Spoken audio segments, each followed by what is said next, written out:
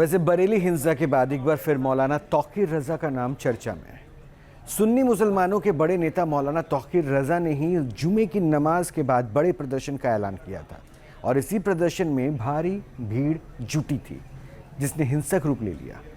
मौलाना तौकीर रजा कब कब विवादों में रहे और समय समय पर उनकी किन राजनीतिक दलों से नजदीकियां रही, इसको भी विस्तार से हम आपको इस रिपोर्ट के जरिए बताते हैं।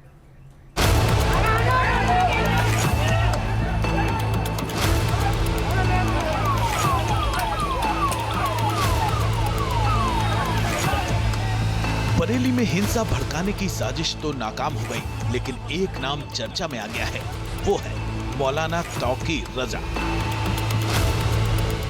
हुकूमत सख्त मुसलमानों की मुखालफत पे आमादा है। हमारी इस खामोशी को अगर हमारी बुज़दिली समझा जा रहा है तो ये बहुत घातक है, क्योंकि मुसलमान जिस दिन हमारे कंट्रोल से बाहर हो गए उस दिन देश के हालात कुछ भी हो सकते हैं। मौलाना पर लोगों को उकसाकर दंगा भड़काने की साजिश रचने का आरोप है। अब तक की जांच में मुख्य साजिशकर्ता के तौर पर मौलाना तौकीर रजा खां का नाम सामने आया है। मौलाना समेत 8 आरोपियों को गिरफ्तार कर जेल भेज दिया गया है।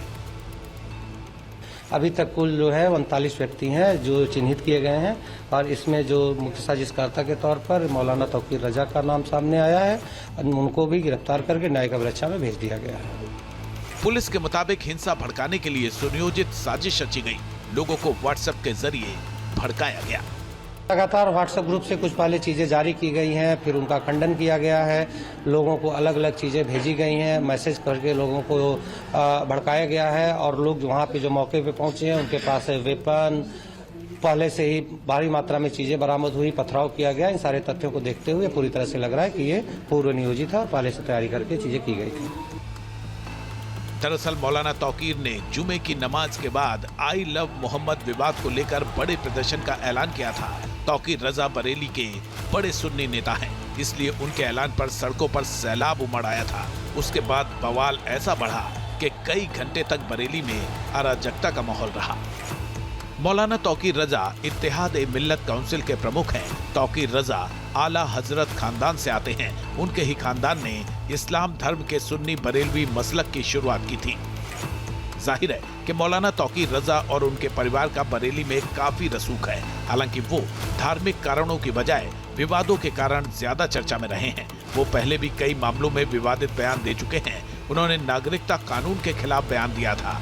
वो बांग्लादेशी उपन्यासकार तस्लीमा नसरीन के खिलाफ फतवा तक जारी कर चुके हैं। मौलाना के ऊपर 2010 में भी बरेली में दंगा करवाने का आरोप है।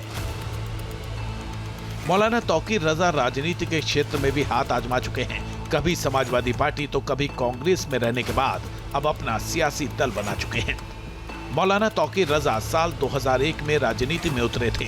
तब उन्होंने अपनी राजनीतिक पार्टी बनाई थी। हालांकि साल 2009 में वो कांग्रेस के साथ हो गए। 3 साल बाद यानी 2012 के विधानसभा चुनाव में उन्होंने समाजवादी पार्टी का समर्थन किया। इसका उन्हें इनाम भी मिला और एसपी सरकार में उन्हें हथकरघा विभाग का उपाध्यक्ष बनाया गया। वो समाजवादी पार्टी के साथ भी लंबे वक्त तक नहीं रहे। साल 2013 में मुजफ्फरनगर दंगों के बाद उनकी और समाजवादी पार्टी की राहें अलग हो गई।